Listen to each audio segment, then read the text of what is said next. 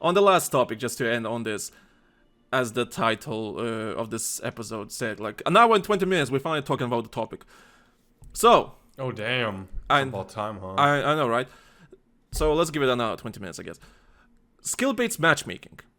Boo! I'm just kidding. No. Say before we can. What's your opinion about skill-based matchmaking? I don't. I think it's something that should be optional. Okay. What's your opinion, Andre? It's garbage. Okay, so that's our opinions. I also think it's garbage, in a sense, but with context. So, skill-based matchmaking. People went data mining through the game, and they found a residue, I guess, or something, the algorithm bits for the skill-based matchmaking that will be in the game. And the skill-based matchmaking basically has details like it tracks your score per minute, win-loss ratio, kill death ratio, input device, and other stuff that people could not figure out because they mean something else, but something specific. But the game tracks that. Right.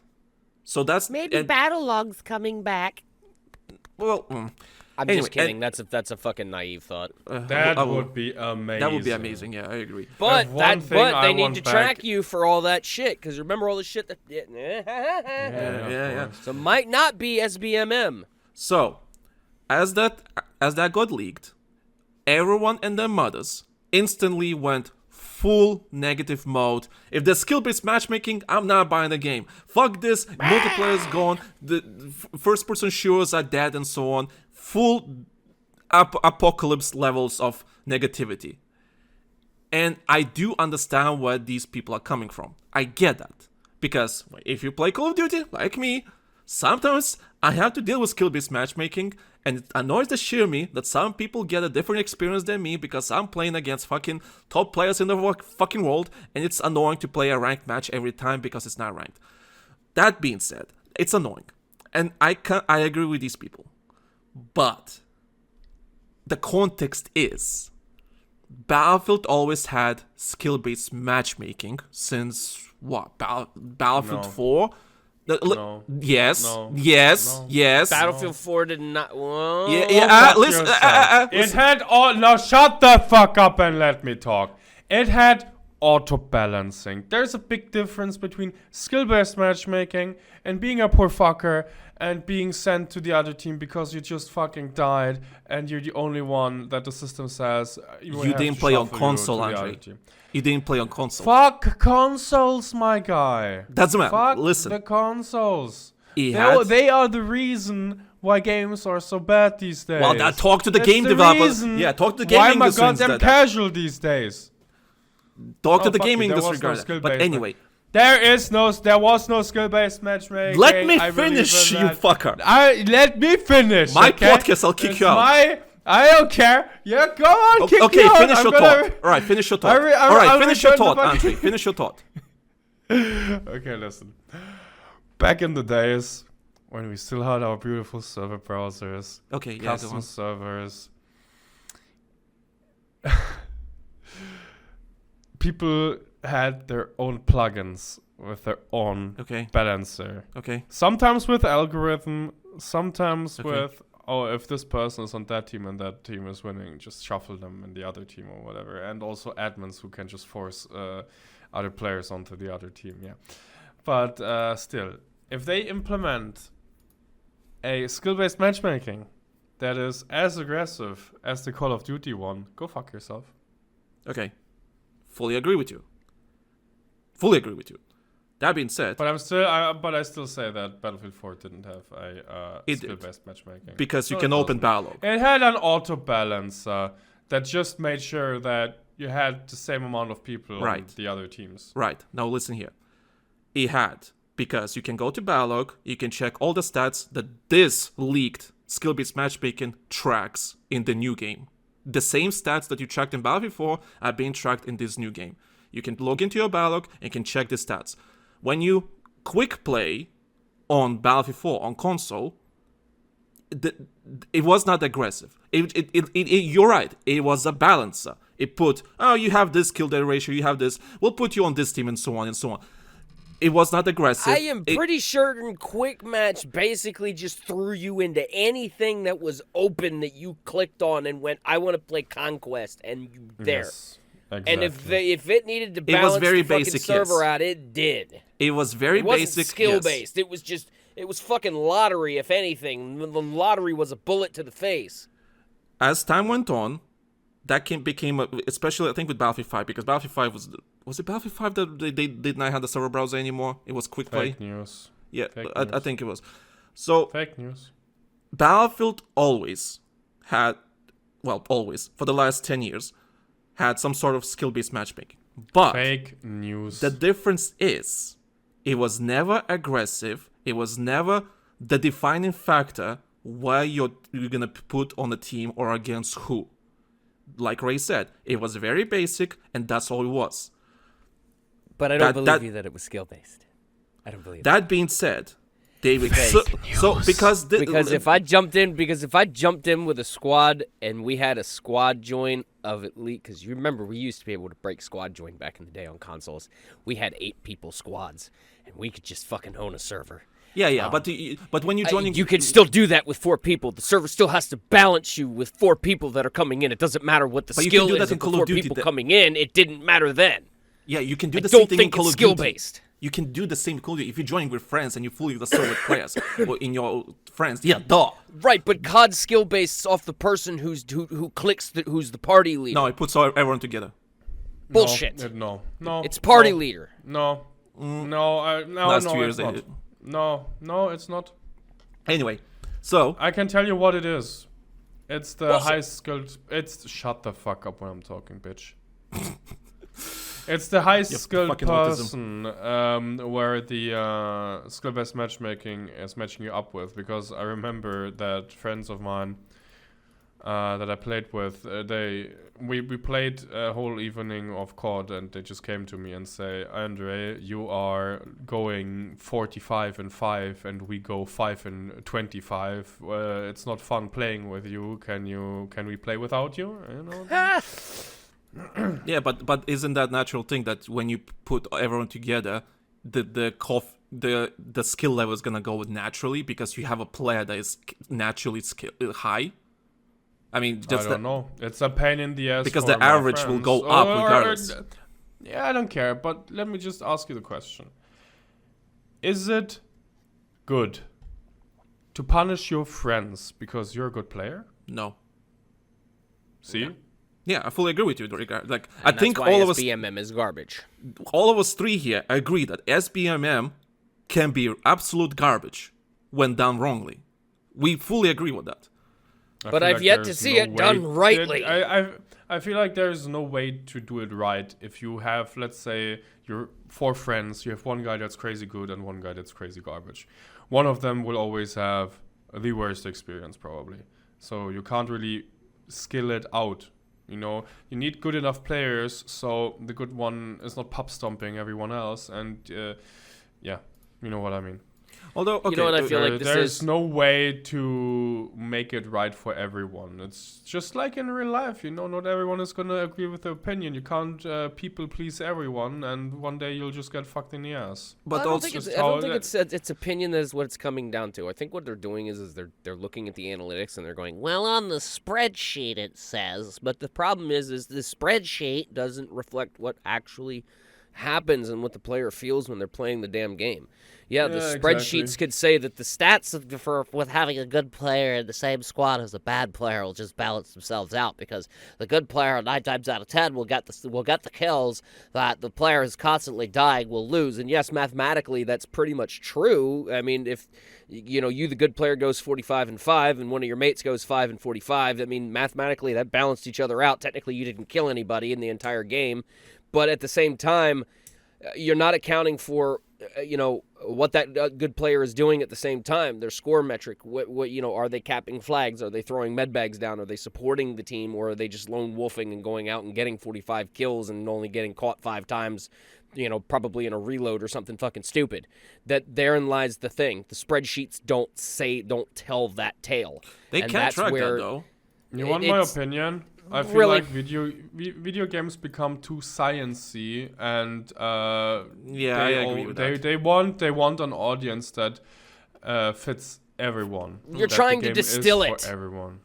They're trying to distill it down to a perfect file, a perfect formula, and it doesn't work. It's funny that me and Anders were actually talking about on the last episode. That's what David Sirlin said in one of his latest comments.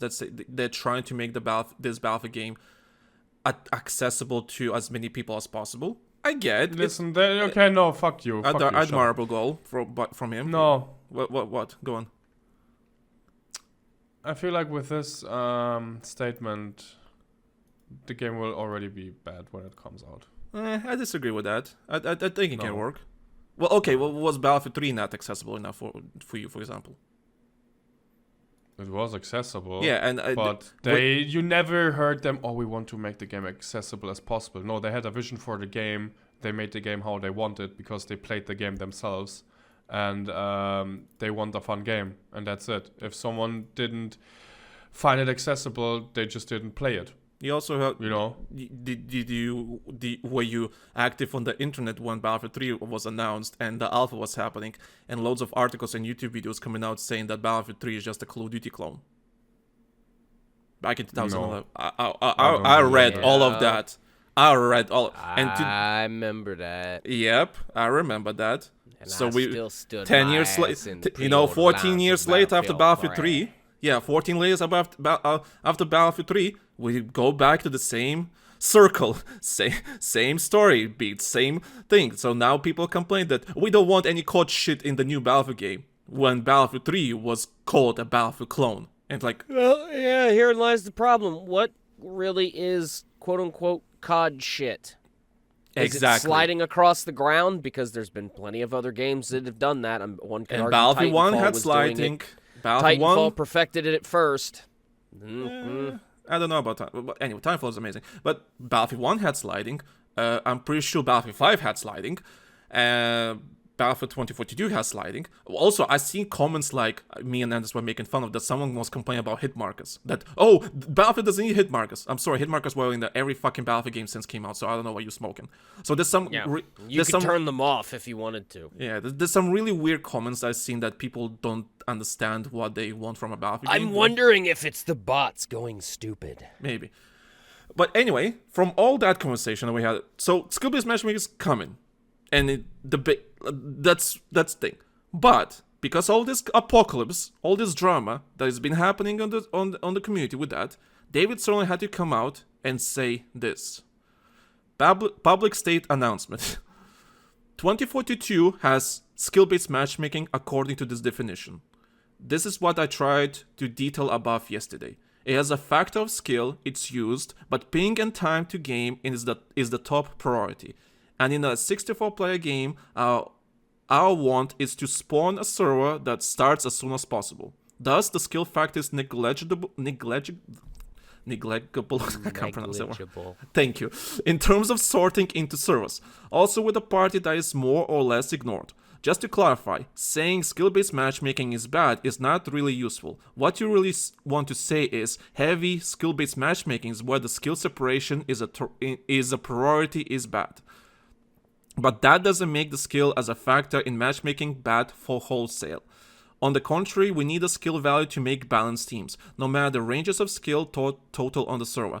It wouldn't be fun if all high skill players ended up on the same team, would it?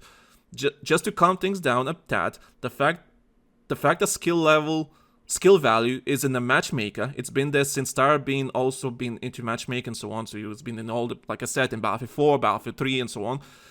Doesn't mean we're going with a heavy-handed SBMM solution. Quite the opposite. Battlefield is at its best when you play all-out war modes with friends and different types of players. We do not want to limit that. All of this also true, skill being ignored for team balancing, regardless of which way you want to join the server. For reference, did you feel like the Battlefield Labs playtests were heavy-handed skill-based matchmaking? None of us played this playtest, so I have no idea, but that's what he's asking those players. No? Question mark? Then good. It's the same matchmaking and settings we'll use in this upcoming future in the game.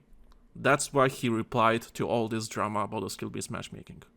So what he's basically saying, since the matchmaking thing existed from early days, it's always been there, but it's how they approach the skill-based matchmaking. If they want to go heavy, that's what people will hate it. But if they don't go heavy, and it has the most basic, skill-based matchmaking just to like somewhat, balance the teams, put them in somewhat reasonable. Things will get potentially lopsided and bad, and I get it. I mean, we're all kind of on the same page as far as what he's saying is it doesn't need to be so restrictive and so heavy that it just dumbs the game down for a lot of people. But it also, at the same time, it needs to be there in order to make sure that it's a challenge, because wash matches really are fucking boring as hell. Yep. I mean, maybe the first 2 rounds are fun, but after that, it's kind of like, all right, guys, come on. No, for me, it's 1 round is enough. I mean, it's still... I get where he's coming from. I mean, at the same time, I'm based on what he said there, it sounds like he's getting where we're coming from as well on that front, that we don't want it so intense.